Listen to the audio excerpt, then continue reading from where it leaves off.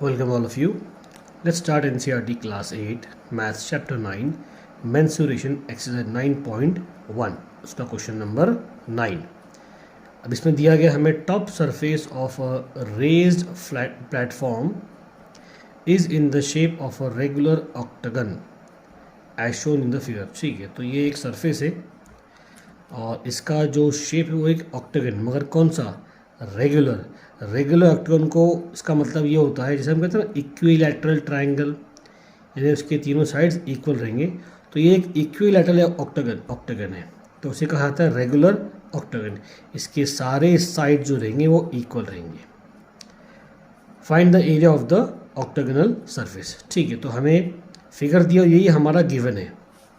तो इसके अंदर हमें ऑक्टागन की साइड दी गई है, ये 5 है, तो ये आठों के आठों साइड 5 5 5 5 5 5 मीटर की होगी।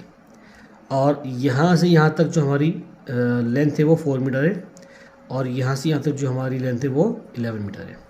तब ऑक्टागन का तो कोई फॉर्मूला आता नहीं है डायरेक्टली, लेकिन ऐसे क्वेश्चन को सॉल्व करने के लिए हमें इसको अलग अलग शेप्स में डिवाइड करना पड़ेगा। अगर आप गौर से देखो तो मैं इसके 3 टुकड़े कर सकता हूँ। ये ऊपर का मेरा एक टुकड़ा हो जाएगा, ये मेरा एक बीच का पार्ट हो जाएगा इस तरीके से, और ये एक नीचे का हिस्सा मेरा एक और अलग यहाँ से हो जाएगा। दिख रहा है आपको?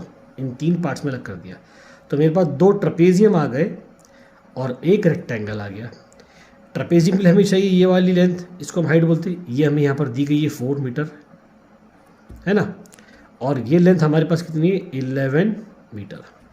और इस तरफ वाली ये, तो ये ऑक्टागन का ही एक साइड है, तो अगर ये वाला 5 होगा तो ये वाला भी कितना होगा? 5 मीटर होगा। तो ट्रपेजियम की हमें सारी मालूमात मिल गई। अब ये जो लेंथ है ये 11 मीटर, इसके लिए भी 11 है, और क्योंकि ये भी जो हमको दिया गया है ये भी एक ऑक्टागन का साइड है, तो ये होगा 5 मीटर।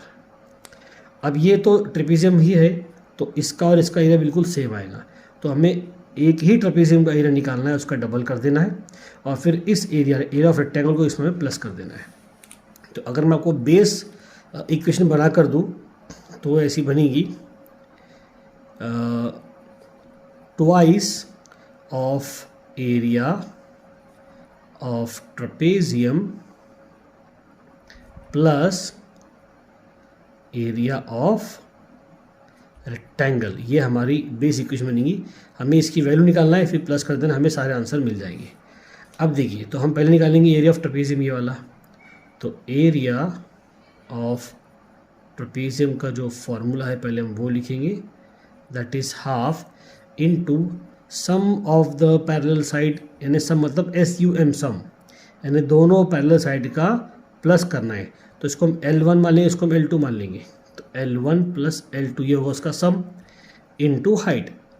ये आ गया आपका बाकी का फॉर्मूला।